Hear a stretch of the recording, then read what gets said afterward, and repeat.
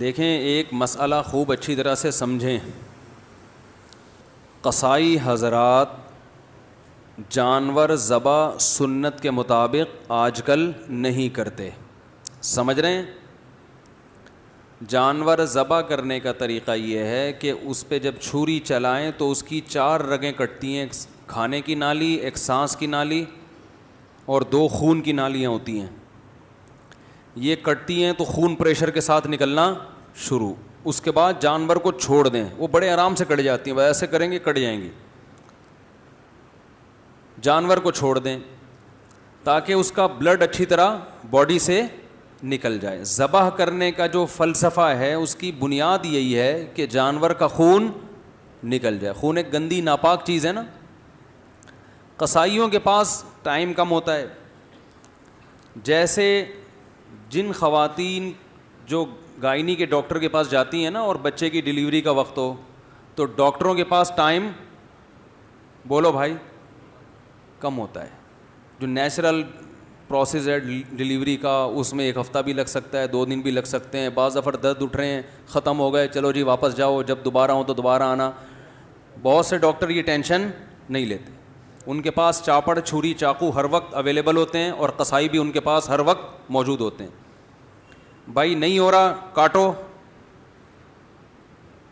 اور بچہ باہر نکالو. تو وہ کیا کرتے ہیں, آپریشن کر کے پیٹ ویٹ کاٹا.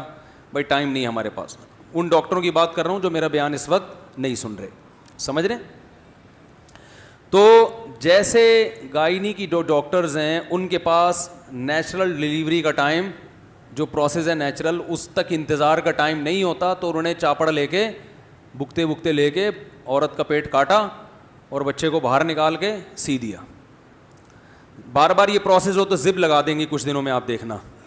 بھائی 2-3 بچے ہو گئے, بار بار کیا کاٹنا, زب لگایا, پیٹ میں زب لگا دیں گی ڈاکٹرز کہ بھائی دوبارہ آؤ, بس یہیں سے نکالا کرو. وہ جو ونس اپون اے ٹائم بچے پیدا ہوا کرتے تھے, خاص طریقہ ہوتا تھا, مائیں چیختی تھیں, درد ہوتا تھا, پھر بچہ پیدا ہو گیا. پھر اللہ نے بھی قرآن میں بیان کیا, حملتہ امہ کرہن ووضعتہ کرہا, ماں کا بڑا حق ہے, تکلیف سے جنا ہے اس نے, قرآن نے بیان کیا. تو تکلیف ڈاکٹروں نے اٹھا لی ہے کہ اب آپ کو ٹینشن لینے کی ضرورت نہیں ہے, ہم ہیں. بکتے بکتے لے کے چاپڑ واپڑ لے کے بیٹھے ہوئے ہوتے ہیں وہ. تو جو ہماری عورتوں کے ساتھ ہسپتالوں میں بیڑا غرق ہو رہا ہے نا, اللہ کی پناہ ہے وہ. تو وہی حساب قصائی بھی کرتے ہیں جانوروں کے ساتھ. ان کے پاس بھی ٹائم نہیں ہوتا کہ جانور تڑپے, اس کا خون نکلے. یہ جلدی ٹھنڈا کرنے کے لیے اس کے حرام مغز میں چاقو مارتے ہیں. دیکھا ہوگا نا آپ سب نے. بھائی 4 رگیں کاٹیں, اب جانور تڑپ رہا ہے, خون نکلنے دو اس کا. نہ ٹائم نہیں ہے, ابھی وسیم کا بیل بھی گرانا ہے, سلیم نے بھی رابطہ کیا ہوا ہے, ٹائم کم ہے, مقابلہ سخت ہے. تو فوراً کیا کرتے ہیں, اس کے آپ نے دیکھا ہوگا چاقو اندر مارتے ہیں. اس سے جانور کو تکلیف بھی بہت ہوتی ہے اور جانور جلدی ٹھنڈا ہو جاتا ہے. تو جانور کو اگر بہت ہی جلدی ٹھنڈا کرنا ہے تو بھائی ادھر گولی مارو, ایک دم ٹھنڈا ٹھاٹ. اس ٹینشن کی ضرورت ہی نہیں ہے کہ 4 آدمی پکڑ کے رسی باندھ رہے ہیں, 6 آدمی اس کو گرا رہے ہیں, گردن گھما رہا ہے. بیل بھی دیکھ رہے ہیں کہ 10 دن سے تو میری ایسی سیوا ہو رہی تھی, اتنا پروٹوکول, ابھی اچانک ہو گیا ان لوگوں کو. تو خام میں بیل کو بھی ٹینشن میں ڈال دیا آپ لوگوں نے. تو بھائی اگر یہی ٹھنڈا ٹھاٹ ہی کرنا ہے, ٹینشن ہی نہیں لینی ہے, تو ادھر گولی مارو, ختم. یا اور آسان طریقہ, ادھر ایک چاپڑ مارو اس کے گردن پہ, پیچھے سے کٹ جائے گا ایک دم گردن الگ.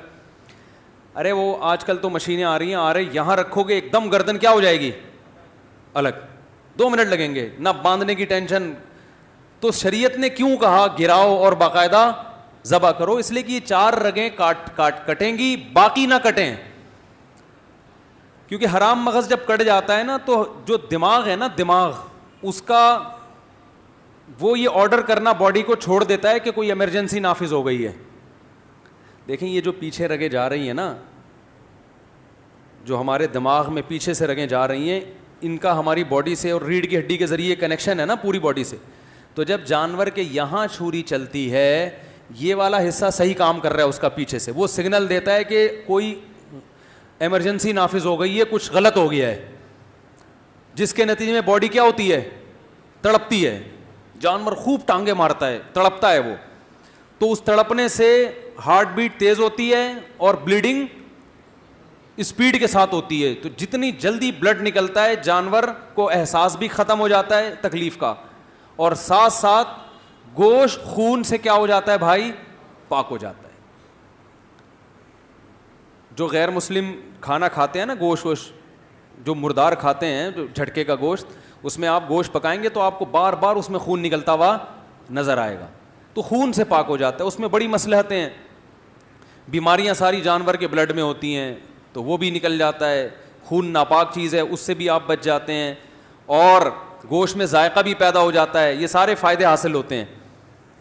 تو اب کیا ہے کہ جب یہ ہڈی کاٹ ڈالی, یہاں سے مسئلہ کر دیا آپ نے, تو وہ جانور ہو گیا ایک دم مردار. وہ جو سگنل جا رہے تھے نا دماغ سے اس کو کہ ایمرجنسی ہے, وہ کنیکشن ہی کیا کر دیا, تو وہ ختم ہو گیا. تو اب وہ نہ تڑپتا ہے نہ اس کے تو وہ اس میں جو شریعت کا مقصد ہے وہ پورے طور پر حاصل نہیں ہوتا. تو جانور کو اگر یہاں سے کاٹا ہے حلال تو ہو جائے گا, لیکن یہ عمل کیا ہے, مکروہ ہے, ناپسندیدہ ہے. اور عام کمیلوں میں بھی نا کسائیوں کو اس کا پابند بنائیں, کیونکہ یہ بلڈ جب جانور کے گوشت میں رہتا ہے تو اسے بیماریاں بھی آتی ہیں. آپ کو پتہ ہے بڑے گوشت میں جتنی بیماریاں بلڈ کی وجہ سے ہیں.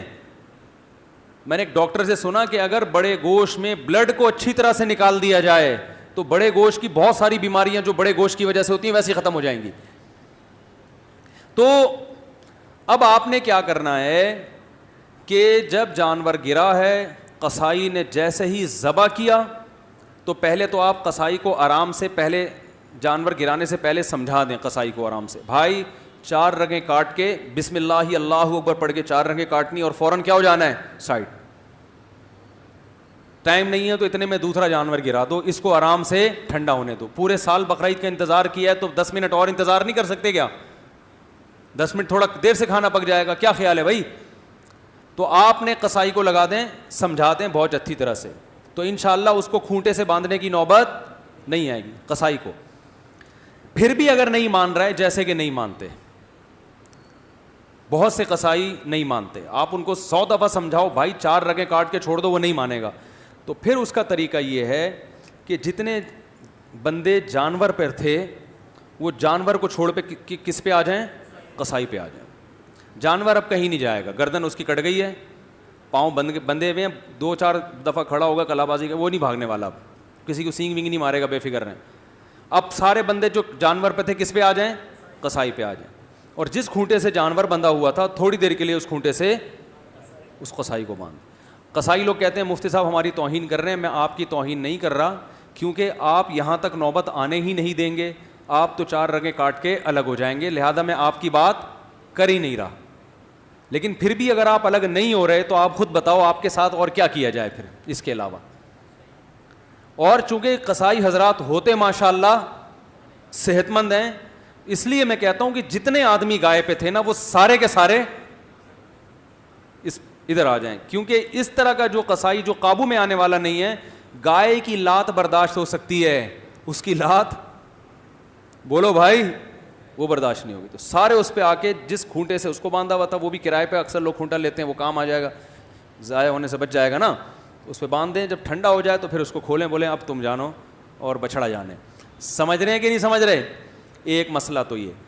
اور یہ عام طور پہ بھی جب گوشت خریدا کریں نا تو اس میں بھی کوشش کیا کریں, اگر یہ آپ کے لیے ممکن ہے تو جانور اپنے سامنے کٹوا کے بس اتنا کٹوایا کریں. اس کے نقصان کیا ہیں؟ حرام مغز کو کاٹنے کے پہلی بات خلاف سنت, ذبح کرنے کا سنت طریقہ نہیں ہے. دوسری بات جانور کو تکلیف ہوتی ہے, بہت ایک دم تڑپتا ہے جب اس کے لگتی ہے نا. تیسرا نقصان کیا ہے کہ گوشت میں بیماری باقی رہنے کا خطرہ ہوتا ہے بلڈ کے رہنے سے. چوتھا نقصان گوشت کے ذائقے میں بھی کمی آتی ہے, اور گوشت جلدی بھی, پانچواں بھی گوشت جلدی بھی خراب ہو جاتا ہے. اگر بلڈ اس کے اندر رہتا ہے نا تو گوشت پھر خراب ہونے کا پروسیس بھی بڑھ جاتا ہے. تو یہ 5 نقصانات سے بچنے کے لیے تھوڑا سا آپ کو ہمت کرنی پڑے گی. دوسری بات یہ ہے کہ جب قصائی سے جانور ذبح کروائیں تو اس بات کا اہتمام کریں کہ بہت سے غیر مسلم بھی بقرعید کے دنوں میں قصائی بنے ہوئے ہوتے ہیں. غیر مسلم کا ذبیحہ حلال نہیں ہے, یعنی اگر وہ ذبح کرے گا تو اس کا کھانا حلال نہیں ہے. سمجھ رہے ہیں؟ تو شک نہ کریں کسی قصائی کے بارے میں بلا وجہ, لیکن ہلکی پھلکی سی تحقیق کر لیں. مشرک کا ذبیحہ بھی حلال نہیں ہے. جو اللہ کے سوا کسی اور کو بھی مختار کل، مشکل کشا، حاجت روا سمجھتا ہو. عید کی نماز 6:40 پہ بہت دیر سے نہیں ہو رہی؟ اچھا چلو بہت دیر سے ہو رہی ہے یار. بقرعید میں تو لوگ ایسے اسپیڈ میں ہوتے ہیں. چلو بہرحال 6:40 پہ.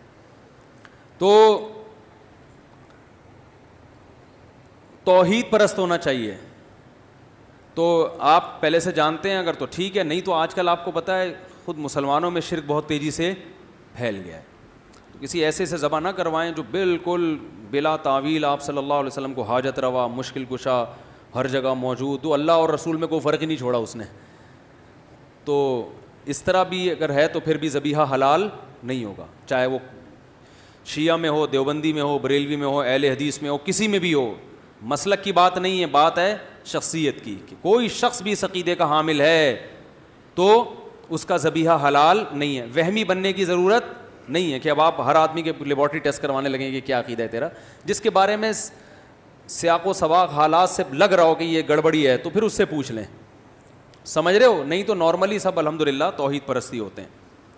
2 باتیں ہو گئیں ذبح کرنے سے متعلق. تیسری بات, بہتر یہ ہے کہ ذبح خود کریں.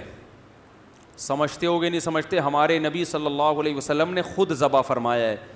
آپ صلی اللہ علیہ وسلم نے حج کے موقع پر 100 اونٹ اپنے ہاتھ سے نہر کیے ہیں, اپنے دستے مبارک سے. سمجھ رہے ہو؟ اور اپنی اضحیہ کو بھی, اپنی قربانی کو بھی آپ صلی اللہ علیہ وسلم خود ذبح کیا کرتے تھے. اس سے ایک تو دل تھوڑا سا مضبوط ہوگا. آج آپ جانور ذبح کر رہے ہیں, کل میدان جنگ میں دشمنوں سے مقابلہ بھی ہو سکتا ہے. جو یہاں اتنا نازک ہو کہ گائے ذبح ہوتے ہوئے دیکھ نہیں سکتا, تو وہاں میدان میں وہ بموں کا مقابلہ کیسے کرے گا؟ تو ضرورت تو پڑ سکتی ہے نا. جب جنگ ہوتی ہے تو پھر صرف آرمی تھوڑی ہوتی ہے, پھر جوانوں کو بھی بلایا جاتا ہے نا. تو ایسا نہ ہو آپ گئے اور پھر آپ نے ایکسکیوز کر لیا وہاں جا کے کہ سر ہم سے یہ منظر دیکھا نہیں جا رہا. تو اس میں ایک دل بھی تھوڑا مضبوط ہوگا. تو اور ویسے بھی سنت ہے کہ خود ذبح کیا جائے, اور اس کا علماء کہتے ہیں اثر بھی پڑتا ہے. تو خود نہیں ذبح کر سکتے تو بہتر ہے کسی نیک آدمی سے ذبح کروائیں, اس کا اثر آتا ہے گوشت کے اندر, اس کی برکت آتی ہے. پھر بھی اگر آپ کہتے ہو نہیں جی قصائی نہیں, قصائی بھی نیک بھی ہوتے ہیں, ان میں بہت سے اچھے بھی ہوتے ہیں, ہر طرح کے ہوتے ہیں, جیسے عام لوگوں میں ہر طرح کے, تو ان میں اچھا ہے تو اسی سے بے شک ذبح کروا لیں, لیکن بہتر ہے خود.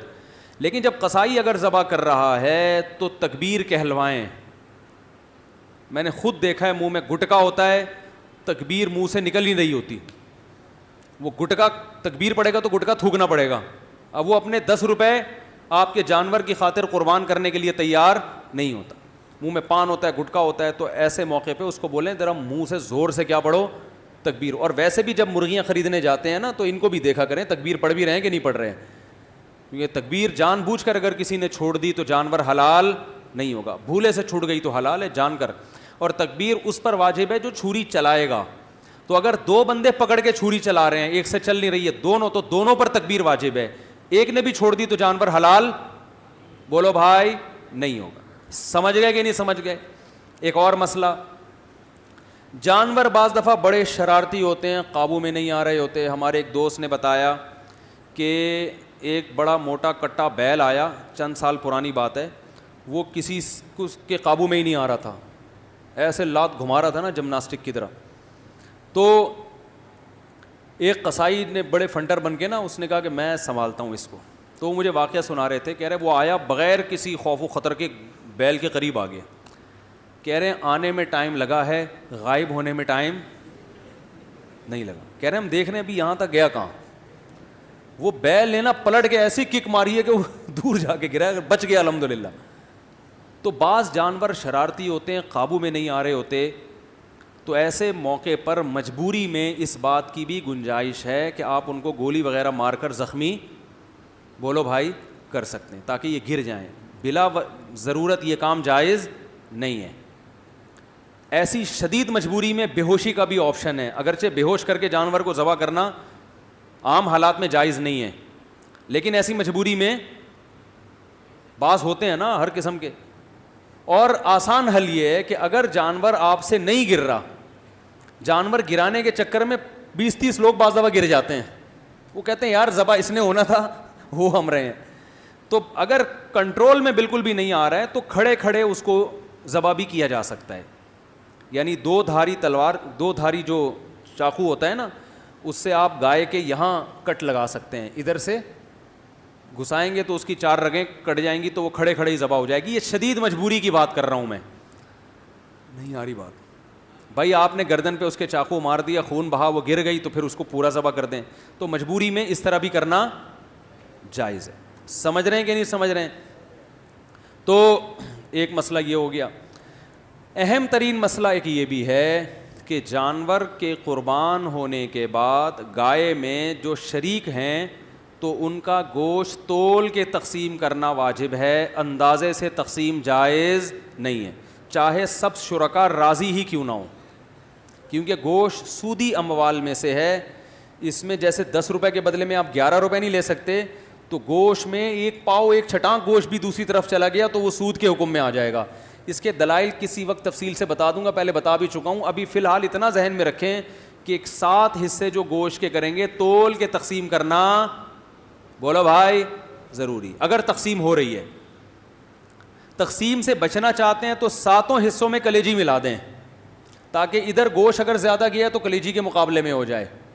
جیسے 10 روپے کے بدلے میں 11 روپے اگر لینے ہیں تو 10 روپے کے ساتھ کوئی ماچس واچس کوئی ٹرافی ملا دیں گے تو جائز ہو جائے گا نا, تو اضافی 1 روپے اس ٹرافی کے مقابلے میں ہو جائے گا, ماچس کے مقابلے میں ہو جائے گا.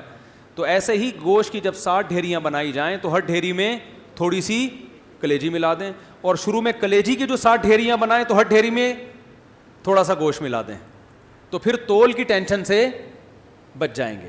نہیں آ رہی بات؟ آسان ہے یار, خلاصہ بتا دیتا ہوں. گوشت تول کے تقسیم کریں اور کلیجی بھی ہر ایک میں تھوڑی تھوڑی ملا دیں.